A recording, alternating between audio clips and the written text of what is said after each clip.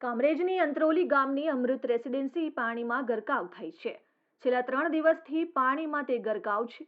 સતત વરસાદને લઈ પાણી ભરાઈ જતા લોકોને હાલાકી ભોગવવી પડી રહી છે। પાણી નિકાલની લાઈન ગામના રહીશોએ બંધ કરી દેતા હાલાકી થઈ છે। સોસાયટીના મુખ્ય માર્ગ ઢીચણસમાં પાણી ભરાયા છે। સ્થાનિક રહીશો પાણીમાં અવરજવર કરવા માટે મજબૂર બન્યા છે। પાણી આ બધું વરસાદનું ગટરનું પાણી બધું ભરાઈ ગયું અને ગામવાળાએ બંધ કરી દીધું। ની જે બાબતમાંથી અમે સમજાવવા ગયા, મોટા મોટા પગે લાગ્યા, પાઘડીઓ ઉતાર્યું તો ગામના ચાલુ કરીને ઓલા કલેક્ટર બેનને કીધું, ઓલા ભાઈને મામલતદારમાં કીધું, આને કીધું, હાલો કરી નાખજો।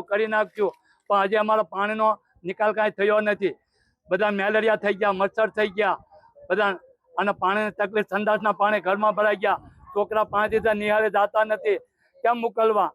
આમાં કોઈ છોકરું ડૂબી ગયું, કાર્યું તો અમારે એક છોકરા માણા વરાણા થઈ જાય, છોકરા બાયુ માણાને એ બધાને તકલીફ મુકાઈ જાય। બધા લોટના ડબ્બા પલળી ગયા, તેલ ને બેલ ને મરચું ને હળદર ને શું કરવાના? અમૃત રેસિડેન્સી અને આ લગભગ 4-5 દિવસથી પાણી ભરાઈ ગયું છે સોસાયટીમાં, પણ આનો કોઈ નિકાલ થતો નથી। ગટરનું પાણી બી મિક્સ થાય છે, વાસણ ધોવા કે કપડાં ધોવામાં બી કામ લાગતું નથી પાણી। તો હવે અમારે કયા હેતથી અમારે આગળ વધવું એ જ ખબર નથી પડતી। પીવાનું પાણી બી ક્યાંય મળતું નથી સોસાયટીમાં।